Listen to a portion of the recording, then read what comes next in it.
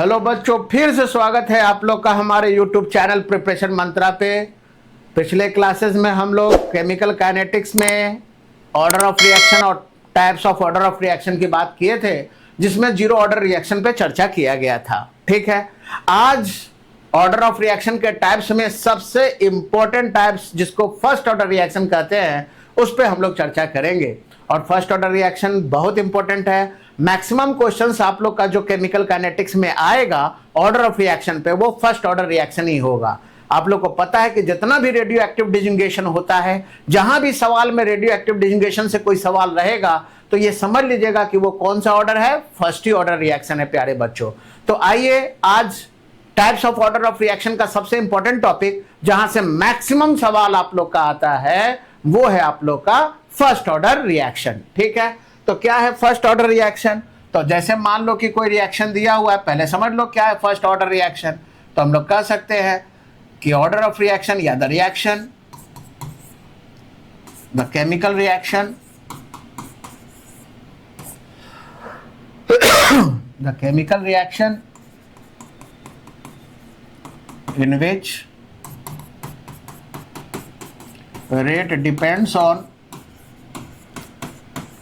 in which rate depends on the variation of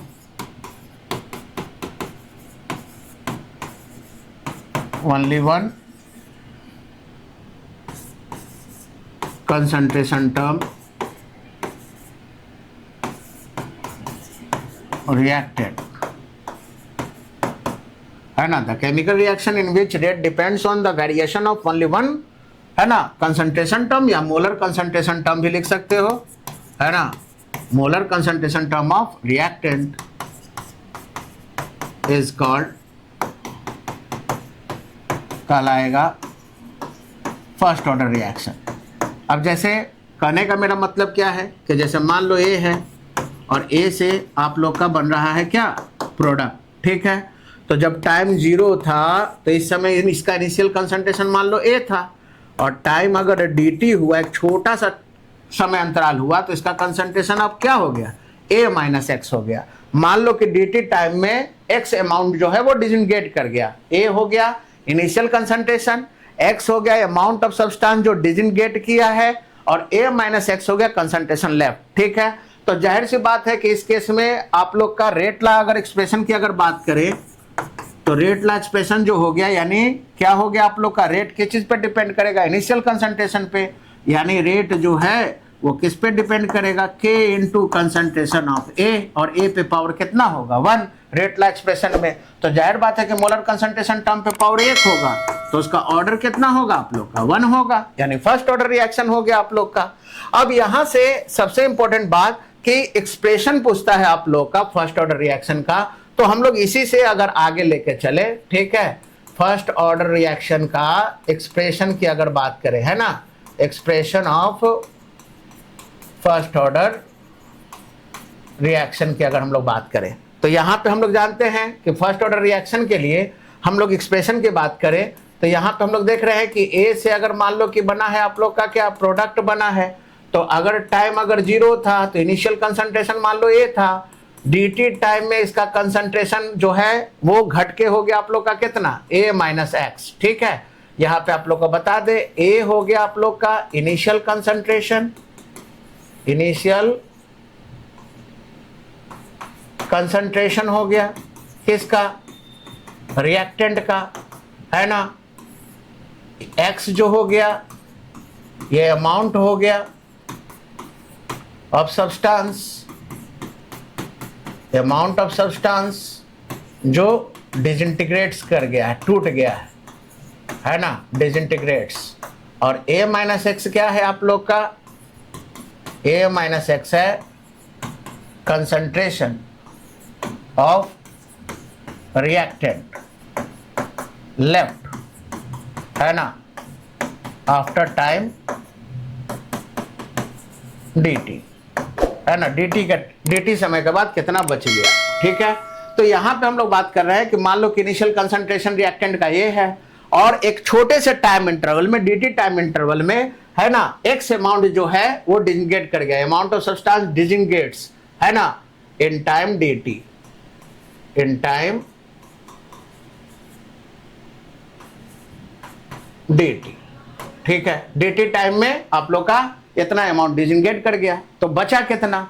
initial concentration ए था, x टूट गया, तो dt टाइम के बाद कितना बच जाएगा, a माइनस एक्स बच जाएगा, यानी a माइनस एक्स बचा हुआ कंसंट्रेशन है, तो a minus x concentration of reactant left after time dt, ठीक है। तो यहाँ पे रेट ला एक्सप्रेशन अगर हम लोग इसका लिखेंगे तो रेट ला एक्सप्रेशन क्या हो जाएगा, तो रेट ला एक्सप्रेशन हो जाएगा माइनस dx बाई dt, ये बराबर क्या होगा k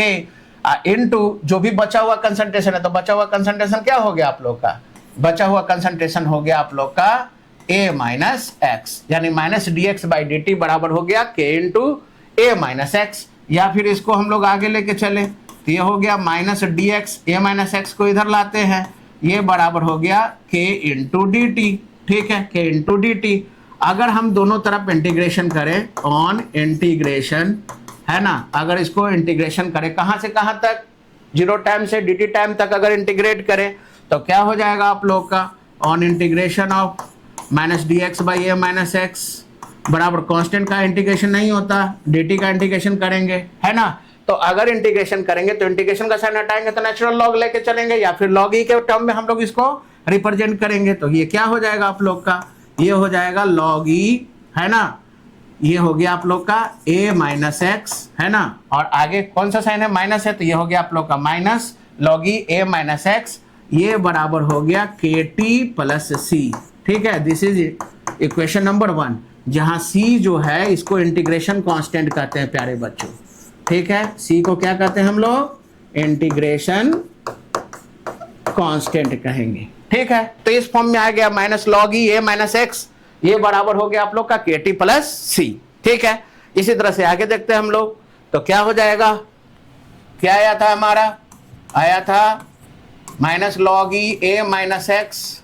ये बराबर आया था के टी प्लस सी, ठीक है, जहां पे सी को हम लोग कहे थे कौन सा कांस्टेंट, इंटीग्रेशन कांस्टेंट, ठीक है। अब इसका वैल्यू निकाल लेते हैं, तो मान लो कि जब, मान लो कि लेट जब टाइम हमारा, ठीक है, अगर 0 था, है ना, मान लो कि रिएक्शन हुआ ही नहीं, तो टाइम अगर 0 है तो जाहिर बात है कि रिएक्शन इसका मतलब हुआ नहीं, तो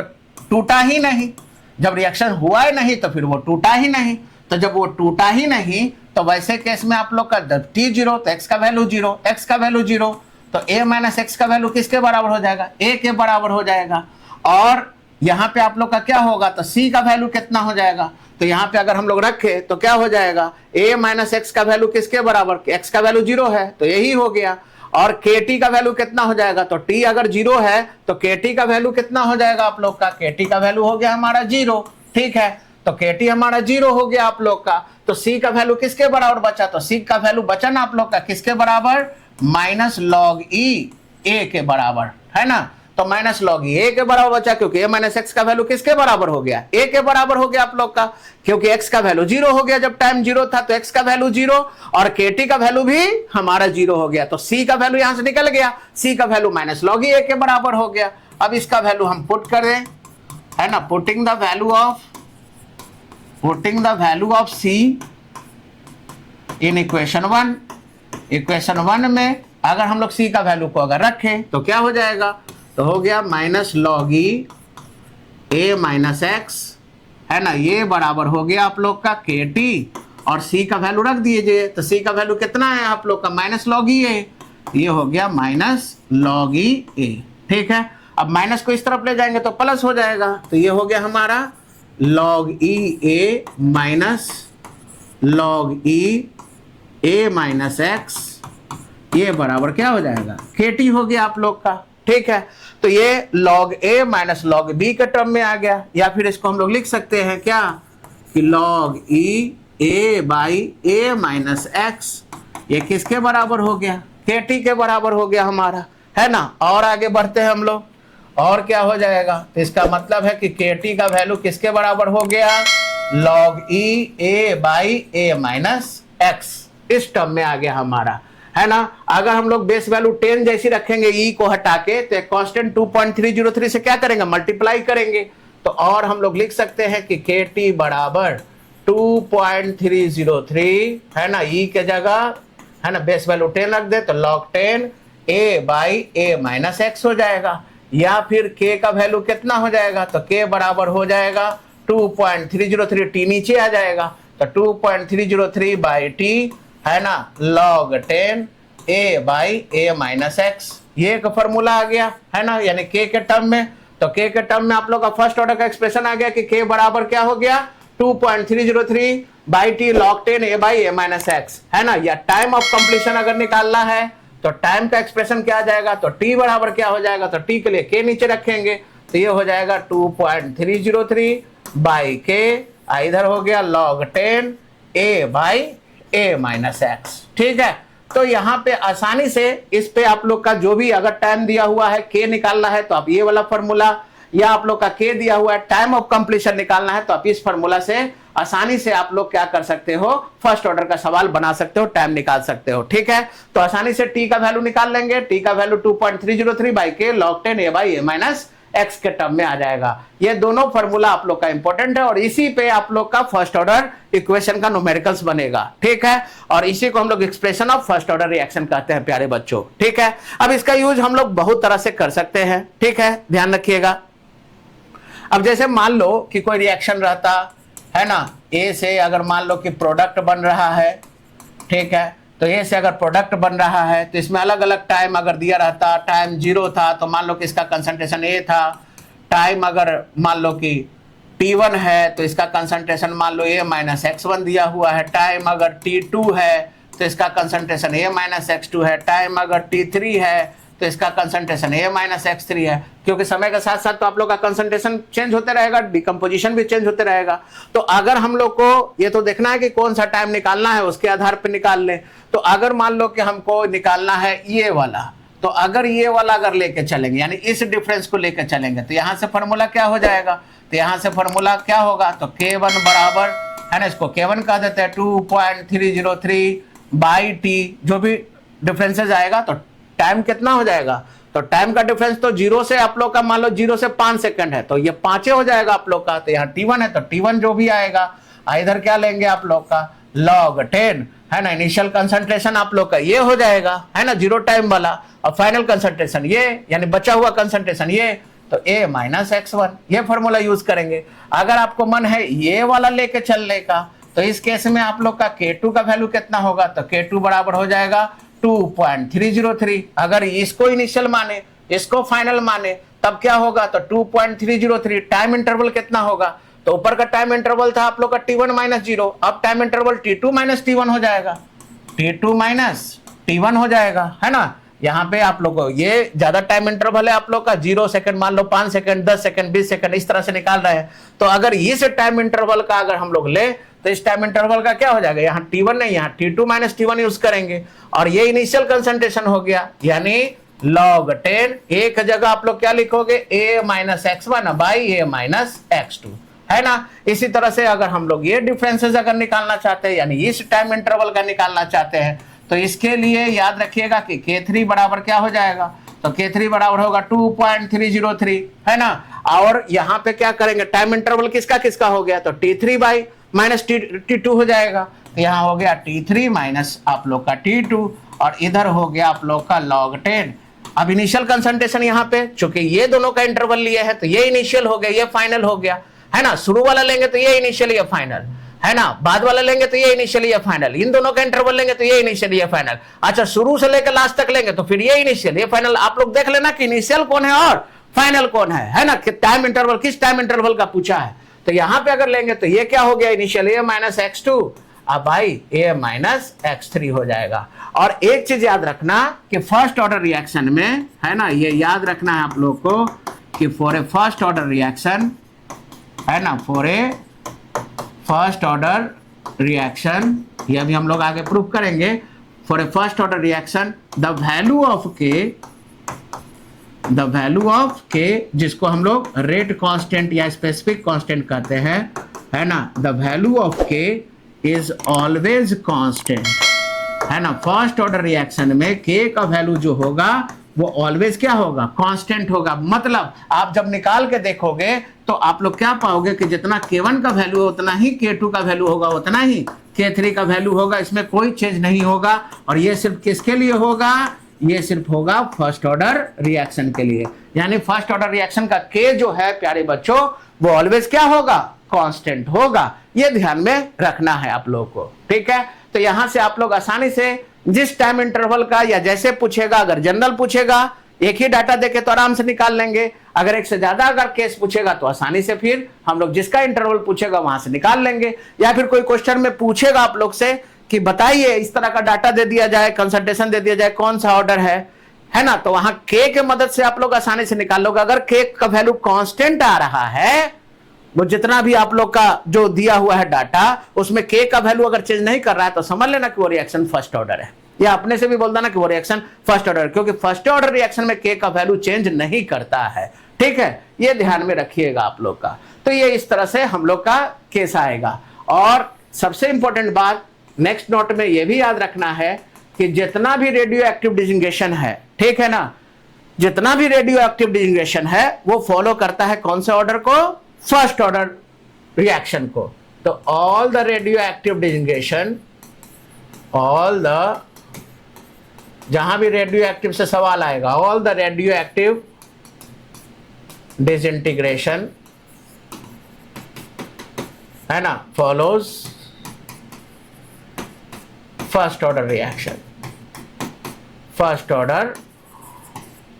रिएक्शन। जितना भी रेडियो एक्टिव डिजिंगेशन रहेगा या रेडियो एक्टिव से सवाल रहेगा तो वो समझ लेना कि वहां पे कौन सा ऑर्डर वाला फॉर्मूला यूज करोगे, फर्स्ट ऑर्डर का। और फर्स्ट ऑर्डर का फॉर्मूला आप लोग रट लिए होगे कि के कैसे निकलेगा, 2.303 बाई टी, है ना, log 10, है ना, a by a minus x. आसानी से हम लोग इस फॉर्मूला का यूज करके आसानी से हम लोग, है ना, न्यूमेरिकल्स बना सकते हैं फर्स्ट ऑर्डर का, ठीक है। ये ध्यान में रखिएगा। तो जितना भी आप लोग का रेडियो एक्टिव डिजिंगेशन है वो कौन से ऑर्डर को फॉलो करेगा, फर्स्ट ऑर्डर रिएक्शन को फॉलो करेगा, ठीक है। हाफ लाइफ का कैलकुलेशन कैसे करोगे, calculation of T half for a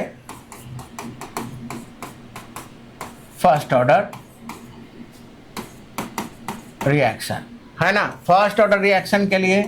half life कैसे निकालोगे, तो हम लोग जानते हैं कि क्या आया था, हम लोग का फॉर्मूला आया था, सिंस वी नो दैट कि टाइम ऑफ कंप्लीशन कैसे निकलता है, तो टी कैसे निकलता है, 2.303 बाई के log 10 a by a minus x. ये फॉर्मूला था आप लोग का, है ना। लेकिन हाफ लाइफ की अगर हम लोग बात करें कि अगर मान लो कि टी जो है वो टी हाफ हो जाए, यानी हाफ लाइफ हो जाए, तो टी अगर टी हाफ हो जाएगा तो x का वैल्यू कितना होगा, कितना टूटेगा, x का वैल्यू हो जाएगा a बाई 2, यानी इनिशियल कंसंट्रेशन में से आधा टूटेगा। तो a माइनस एक्स कितना हो जाएगा, तो a माइनस एक्स यानी a में से आधा घटाएंगे तो ये भी कितना हो जाएगा, a बाई 2। तो इसका मतलब क्या हो गया कि अगर t के जगह अगर हम रख दे टी हाफ, ठीक है, तो ये हो गया 2.303 बाई के, इधर हो गया log 10 a by a minus x का वैल्यू कितना, a बाई 2, तो a बाई 2 2 पर चला जाएगा, है ना, a से a कैंसिल हो जाएगा, यानी टी हाफ हो जाएगा आप लोग का 2.303 बाई के, है ना, log 10, a से a कैंसिल यानी 2, है ना। और log 2 का वैल्यू कितना होता है प्यारे बच्चों, तो ये हो जाएगा 2.303, log 2 का वैल्यू होता है 0.3010। अब आई क्या के, तो यहां से हम लोग टी हाफ निकल जाएगा, बोलो क्या हो जाएगा, तो टी हाफ का वैल्यू हो जाएगा आप लोग का 2.303 में 0.3010 से मल्टीप्लाई करोगे तो ये आ जाएगा 0.693 बाई के, ठीक है। तो इसका मतलब आप लोग देख लिए कि फर्स्ट ऑर्डर में हाफ लाइफ का वैल्यू जो होगा वो 0.693 बाई के बराबर होगा। ये भी कांस्टेंट है, ये भी कांस्टेंट है, इसका मतलब टी हाफ भी कांस्टेंट होगा। तो एक और बात समझ में आया कि फर्स्ट ऑर्डर का हाफ लाइफ पीरियड जो है वो कांस्टेंट होगा, है ना। वो मतलब इनिशियल कंसंट्रेशन से उसको कोई लेना देना नहीं है, जितना हाफ लाइफ फिक्स है ना, कंसंट्रेशन तुम कितना भी बदल दो, 10 मोलरिटी ले लो, 20 मोलरिटी ले लो, 30 ले लो, अगर उसका हाफ लाइफ अगर 10 ईयर्स है तो वो किसी भी कंसंट्रेशन में उसका हाफ लाइफ 10 ईयर्स रहेगा, उसमें कोई बदलाव नहीं होगा। जबकि जीरो ऑर्डर में देखे थे कि कंसंट्रेशन बढ़ाने पे हाफ लाइफ उसका बढ़ रहा था, लेकिन फर्स्ट ऑर्डर में आप लोग का कंसंट्रेशन बढ़ाने पे हाफ लाइफ पीरियड जो है उसका वैल्यू ऑलवेज कांस्टेंट होगा, है ना, क्योंकि टी हाफ का वैल्यू कितना आ गया 0.693/K। तो याद रखिएगा for a first order reaction, for a first order reaction, for a first order reaction, है ना, T half is always constant, यानी हाफ लाइफ पीरियड जो है वो हमेशा क्या होगा, कांस्टेंट होगा, है ना। ये ध्यान में रखना है प्यारे बच्चों, ठीक है। तो अगर जैसे अगर हम कहें, मान लो कि अगर हम लोग कोई सवाल अगर पूछे कि मान लो कि half life for a first order reaction की अगर हम लोग बात करें, तो for a first order reaction के लिए हम लोग कह सकते हैं, है ना, for a first order reaction, तो अगर मान लो कि यहाँ पे अगर उसका कंसंट्रेशन, अगर इनिशियल कंसंट्रेशन ए है, तो एक हाफ लाइफ के बाद वो कितना हो जाएगा, तो एक हाफ लाइफ के बाद वो अपना ओरिजिनल का आधा हो जाएगा। फिर अगले हाफ लाइफ में वो कितना हो जाएगा, अगले हाफ लाइफ में इसका आधा हो जाएगा। फिर अगले, ऐसा मत समझ लेना कि दो हाफ लाइफ में काम साफ, एक हाफ में आधा हो जाता है तो दूसरे हाफ में आधा हो जाएगा, नहीं। हाफ लाइफ का मतलब क्या होता है कि जो भी इनिशियल कंसंट्रेशन उसका आधा होता जाएगा। तो पहला हाफ में एक आधा हुआ A/2, दूसरे हाफ में A/2 का आधा A/4, फिर अगला हाफ लाइफ में क्या हो जाएगा, तो A/8 हो जाएगा। फिर इसी तरह से अगला हाफ लाइफ में कितना हो जाएगा, तो A/16, इसी तरह से होता जाएगा आप लोग का। तो आराम से हम लोग निकाल लेंगे। तो कितना लगेगा, यहाँ पे एक चीज फॉर्मूला याद रखिएगा कि टोटल टाइम अगर पूछेगा कि कितना लगेगा, टोटल टाइम, है ना, टोटल टाइम ऑफ कंप्लीशन, या उतना पहुंचने में कितना टाइम लगेगा, तो टोटल टाइम निकालने के लिए हम लोग को देख लेना है कि कितना हाफ लाइफ लग रहा है ना। जैसे कोई पूछ देगा कि कितने समय के बाद कोई भी रिएक्शन अपने ओरिजिनल का 1/16 हो जाएगा, या कितना समय के बाद कोई भी रिएक्शन अपने ओरिजिनल का 1/8 हो जाएगा फर्स्ट ऑर्डर के लिए, तो यहाँ पे आराम से जितना हाफ लाइफ लग रहा है, number of half life into T half से क्या कर देना है, मल्टीप्लाई कर देना है। जैसे मान लो कि कितना हाफ लाइफ के बाद 1/16 हो जाएगा, तो अगर हाफ लाइफ दिया हुआ 10 साल, तो हम लोग देख रहे हैं कि कितना हाफ लाइफ लगा है 1/16 होने के लिए, 1 2 3 4 हाफ लाइफ। और हाफ लाइफ कितना है आप लोग का 10 है, तो 10 × 4 यानी 40 साल, यानी 10 साल में आधा, 20 साल में 1/4, 30 साल में आप लोग का 1/8, 40 साल में 1/16 हो जाएगा, ठीक है। तो इस फॉर्मूला से हम लोग निकाल लेंगे, यानी टी बराबर निकल जाएगा, है ना। एक फॉर्मूला याद रखिएगा, टी बराबर n × टी हाफ, है ना। टोटल टाइम जो होगा वो नंबर ऑफ हाफ लाइफ में टी हाफ से मल्टीप्लाई कर देंगे, तो टोटल हाफ लाइफ निकल जाएगा, ठीक है। कौन से ऑर्डर के लिए, for a first order reaction के लिए, for a first order reaction के लिए। अब n निकालने का भी एक तरीका है ना। तो एक चीज याद रखिएगा नोट में कि n कैसे निकालेंगे। तो n निकालने का भी तरीका है ना, कि आप लोग जैसे आप लोग का कितना है, कितना आप लोग का हाफ लाइफ बच गया, या कितना कंसंट्रेशन आप लोग का बच गया, तो वो अगर निकालना चाहते हैं तो उस पर भी आप लोग का निकल सकता है ना। तो अगर हम लोग यहाँ पे इस तरह से अगर फॉर्मूला लें कि a - x/a, जिसको NT/NO का टर्म में भी लेते हैं, तो a - x/a बराबर होता है हाफ पे पावर क्या, n, ठीक है। यहाँ से आप लोग नंबर ऑफ हाफ लाइफ निकाल सकते हो, ठीक है। जैसे अगर मान लो कि अगर हम कहें कि a - x जो है वो हो गया आप लोग का कितना, a मान लो कि 1 है ना, और ये हो गया 1/16, तो यहाँ पे हम लोग लिख देंगे 1/16, और a का वैल्यू तो 1 ही है, तो 1/16 हो जाएगा। अब ये 1/2 के टर्म में होना चाहिए, तो 1/16 जो है वो 1/2 के टर्म में अगर ले तो कितना हो जाएगा, 2 दूना 4 दूना 8 दूना 16,